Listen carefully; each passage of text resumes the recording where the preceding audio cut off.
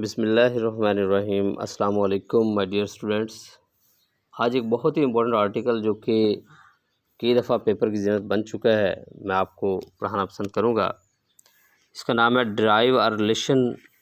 जो क्वेश्चन है आपसे वो है derive our relation for the electric potential या एब्सोल्यूट पोटेंशियल। यानी ये दो लफ्ज़ों में आ सकता है। ये भी आप पूछ सकता है कि इलेक्ट्रिक पोटेंशियल कैलकुलेट करें, ये कह सकता है कि एब्सोल्यूट पोटेंशियल कैलकुलेट करें एट अ सर्टन पॉइंट, किसी खास पॉइंट पे, ड्यू टू पॉइंट चार्ज, किसी चार्ज की वजह से। इस क्वेश्चन में बहुत ही छोटी छोटी बातें हैं जो आपने नज़रअंदाज नहीं करनी। अगर वो आप ऐसा नहीं करेंगे तो यकीनन ये क्वेश्चन आपके लिए बहुत ईजी हो जाएगा, और अगर आपने वो नज़रअंदाज कर दिया तो ये आपके लिए टफ हो जाएगा। आप इस बात पे और करें कि इस सवाल के अंदर है कि आप कैलकुलेट करें इलेक्ट्रिक पोटेंशियल, लेकिन एक चार्ज की वजह से। मैं अज्यूम कर लेता हूँ कि मेरे पास एक यहाँ चार्ज है, मैं इलेक्ट्रिक पोटेंशियल जो है वो कैलकुलेट करना चाहता हूँ। जैसे मैंने बोला कि ये एब्सोल्यूट पोटेंशियल के नाम पे भी मशहूर है। मैं कहता हूँ मेरे पास एक यहाँ एक चार्ज है, आप अज्यूम कर लें कि ये पॉजिटिव चार्ज है, और पॉजिटिव चार्ज से आपने ये बात पढ़ी कि इलेक्ट्रिक फील्ड आउटवर्ड जाती है। मैं भी यही अज्यूम करता हूँ, यहाँ बहुत सारे जो फील्ड है वो आउटसाइड की तरफ है। मैं और भी ड्रा कर सकता हूँ, लेकिन हम इसे यहाँ तक ही रहने देते हैं ताकि हम इसे समझ सकें। हम फ़र्ज़ कर लेते हैं कि मेरे पास कोई पोजीशन है जिसका नाम R है, ये पॉइंट A है, और यहाँ चार्ज से जो इसका फासला है वो RA है। एक दूसरा पॉइंट है जिसका नाम B है। अज्यूम कर लेते हैं कि ये जो फासला है ये RB है।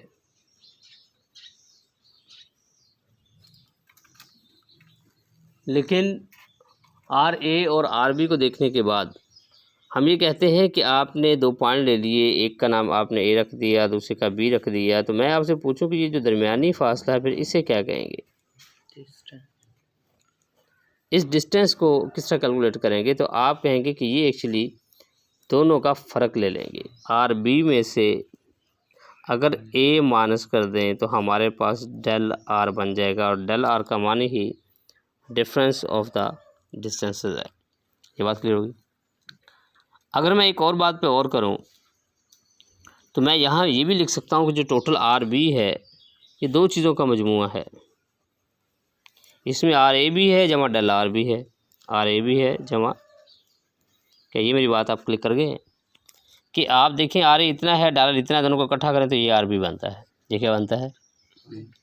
अगर मैं ये बात करूं कि मैंने RA भी निकाल लिया, RB भी निकाल लिया, डेल R भी निकाल लिया, लेकिन यहाँ अभी मुझसे कोई गलती सरजद हो सकती है, तो और आपको पता है कि गलती के ऊपर ओवरकम करने के लिए जो हम काम करते हैं वो एवरेज लेते हैं।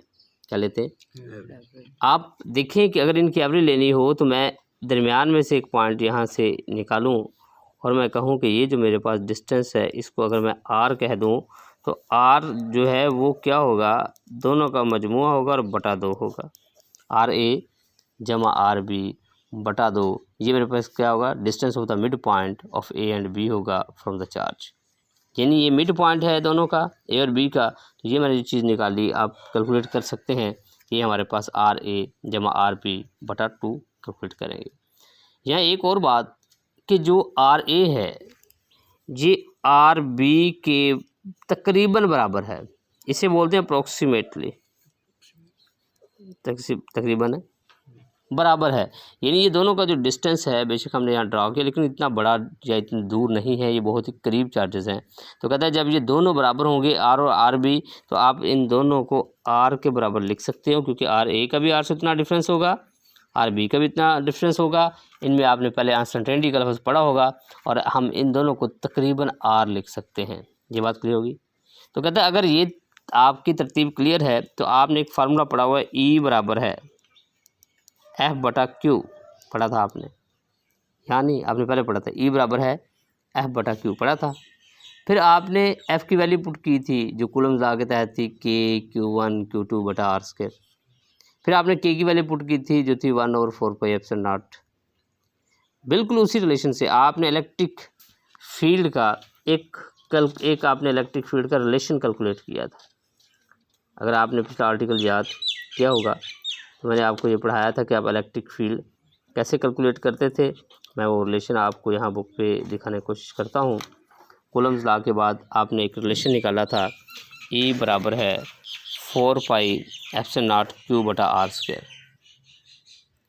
अगर आप इसी बात पे गौर करें तो मैं आपके साथ जो अभी रिलेशन हम मेजर करना चाह रहे हैं, रिलेशन हम कैलकुलेट करना चाह रहे हैं, ये शुरू में आपके पास आर्टिकल है। तो यहाँ भी आपने पढ़ना था कि E बराबर है 1/4 पाई एप्सिलॉन नॉट। तो E बराबर है 1/4 पाई एप्सिलॉन नॉट Q बटा R स्क्वायर था। भाई यहाँ 2 R हैं, एक R A है, एक R B है। ये बाद में R स्क्वायर में तब्दील होंगे, लेकिन अभी आपने क्योंकि उनको इन्वॉल्व करना लाजमी है, क्योंकि आप जो 2 चार्जेस ले रहे हो इनकी इन्वॉल्वमेंट मस्ट है। तो अभी आपने पढ़ा कि R A तो R B के बराबर है, जिनको आपने R लिखा था, तो इसी चीज़ को हम लिख सकते हैं E बराबर है 1/4 पाई एप्सिलॉन नॉट Q बटा R इंटू R, और ये क्या बनेगा 1/4 पाई एप्सिलॉन नॉट Q बटा R स्क्वायर। ये रिलेशन बन गया। अगर आप इस बात पे गौर करें कि मैं कहूँ ये R स्क्वायर बन सकता है, लेकिन R स्क्वायर को हमने इसको थोड़ा सा उल्ट लिखें, R स्क्वायर को हम RR भी लिख सकते थे और R को हम RA और RB भी लिख सकते थे। ये बताने का मकसद ये था, इतने सी रीजन आपने यहाँ तक ही यूज़ करना है। बताने का मकसद इधर ये था कि हमें जो रिलेशन दिया हुआ था ये था E बराबर है 4 पाई एप्सिलॉन नॉट Q बटा R स्क्वायर, क्योंकि R को RR लिख सकते हैं और R को हम RA इंटू RB लिख सकते हैं। उसकी वजह क्यों हम R स्क्वायर से कैलकुलेट क्यों नहीं करते, RA और RB को इन्वॉल्व करने का क्या मकसद होता है, ताकि आप RA और RB को इक्वेशन में इन्वॉल्व कर सकें और उसका रिजल्ट देख सकें। मेरी बात समझ आई? लिहाजा हमने इक्वेशन ये यूज़ करनी है, लेकिन मैंने ये जो तरीक़ेकार बताया कि अगर इस इक्वेशन को लें, ये वैल्यूज पुट करें, तो ये वही रिलेशन बन जाता है जो मैंने अभी आपको दिखाया है। ये आपने इन्वॉल्व अगर वहाँ आप करना हो तो उल्ट लिखना है, पहले ये लिखना है, फिर ये लिखना है, फिर ये लिखना है। मेरी बात फॉलो करके, क्योंकि ये मैंने आपको समझाना था कि हमने वही रिलेशन बना लिया दोबारा। उसके बाद आपने एक रिलेशन पढ़ा है पोटेंशियल ग्रेडियंट का, याद है आपको? इस आर्टिकल के अंदर आप जो भी चीज़ ला रहे हो, पोटेंशियल ग्रेडियंट आपने पढ़ा था E बराबर होता है माइनस डेल V बटा डेल R। ये बात आपने पढ़ी है। यहाँ से डेल V क्या बनता है, ये इधर तरफ खा जाएगा माइनस E डेल R। यहाँ बात याद रखिएगा, यहाँ ये बात आपने याद रखनी है कि डेल V जब भी हम किसी चीज़ को लेके आ रहे होते हैं, वो लामहदूद फासले से पॉइंट की तरफ ला रहे होते हैं, यानी B से A की तरफ ला रहे हैं। यानी आप लामहदूद से A की तरफ ला रहे हैं, तो फिर फाइनल कौन सा होगा? क्या B होगा, A होगा? A होगा, क्योंकि B इनिशियल पॉइंट है और A की तरफ आ रहा है, तो आप इसे लिखेंगे डेल V होगा VA माइनस VB। तो माइनस वैसे और E की वैल्यू आपको पता है क्या थी, 1/4 पाई एप्सिलॉन नॉट Q बटा RA RB, और डेल R क्या होगा, final minus initial, RA minus RB। ये बात नहीं आपने भूलनी। यहाँ जो स्टूडेंट मिस्टेक करता है, पूरे सवाल को उल्ट पुट कर देगा।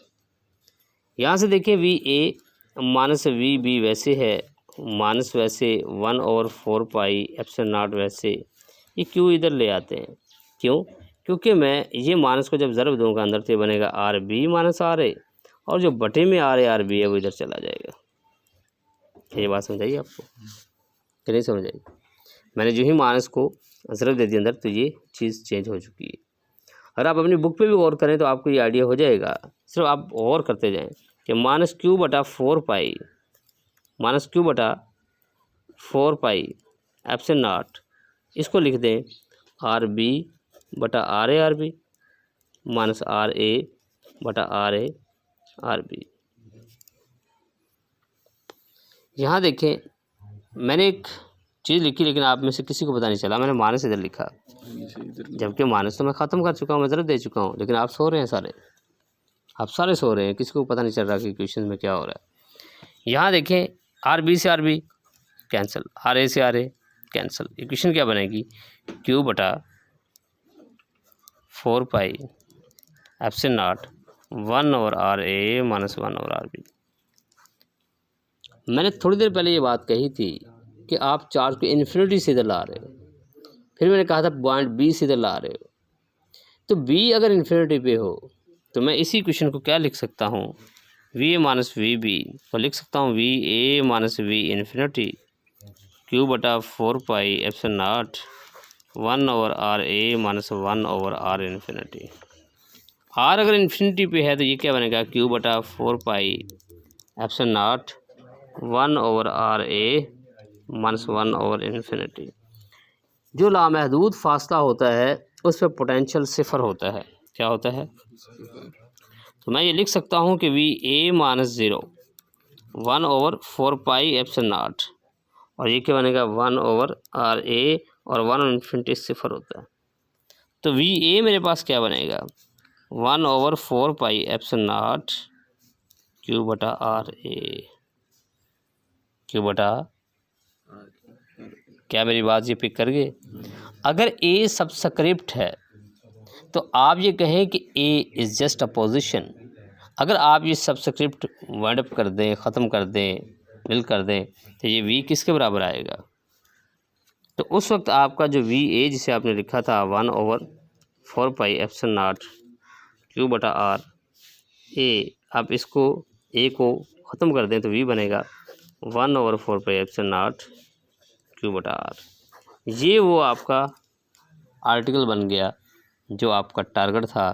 यही इलेक्ट्रिक पोटेंशियल है, यही एब्सोल्यूट पोटेंशियल है किसी भी पॉइंट के ऊपर जो आपने किसी भी चार्ज के इर्द गिर्द कैलकुलेट किया है। यहाँ पे आर है, आर से मुराद ये है कि आर यहाँ जस्ट वो डिस्टेंस ले रहा है, ये आपका पोटेंशियल ग्रेडियंट है, लेकिन ये आर पे गौर करें, ऊपर लिखा क्या हुआ है, electric potential v at a distance r from किस बीइंग आर, जो आपने वो चीज़ ली है।